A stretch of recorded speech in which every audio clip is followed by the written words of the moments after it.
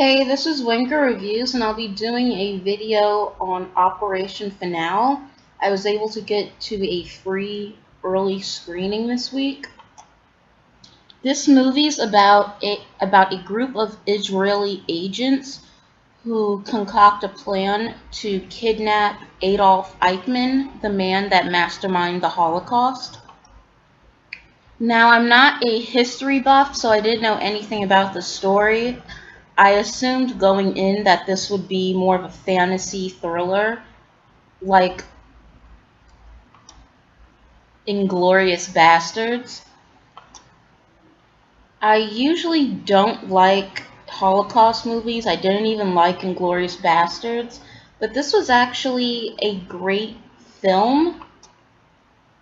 I thought it was very suspenseful. There were times where it did drag on a bit, and it was anticlimactic at times, and I felt like some scenes could have been cut short or cut out completely.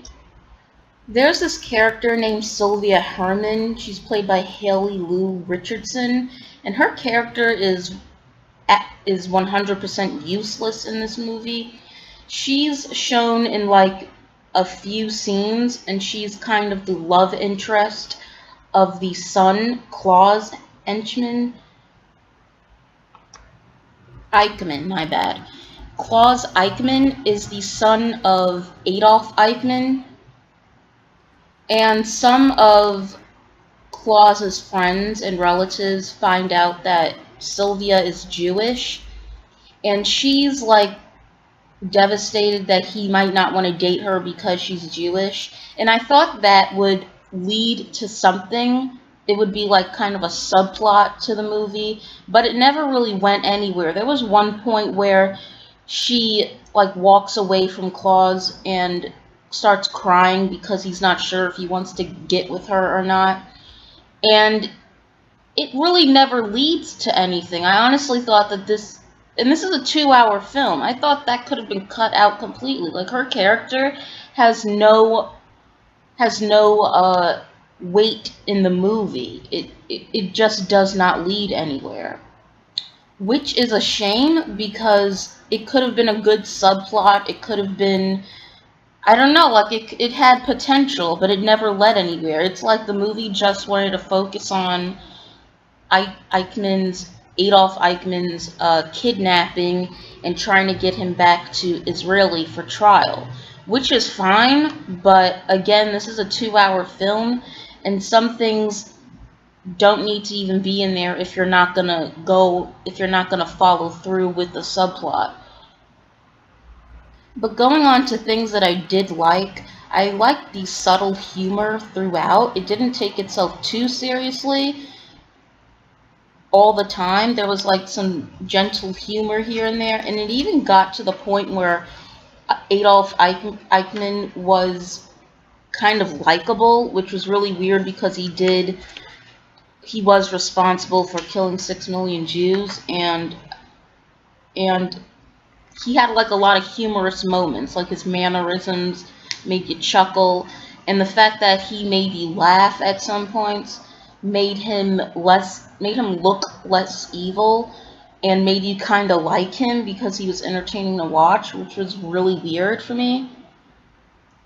And it kind of came to the point where I honestly wouldn't have minded if he was able to escape, because I did kind of like him, as much as I hate to admit. There were some scenes that could have been cut out, like I said before. There was also another, love scene. And for some reason, in all these movies, in any movie that you see, there always has to be some sort of romance. And the romance scenes in this, like there was romance scenes between one of the female Israeli agents and the leading actor, that I think could have been cut short or cut out completely, mainly because in those scenes it kind of dragged for me. Like, I just wanted it to focus on getting Adolf Eichmann, convincing him to sign the letter and giving his permission to stand trial in Israel, and I just really wanted to focus on that. or even subplot that had potential, but it never got to that point, and it just dragged on.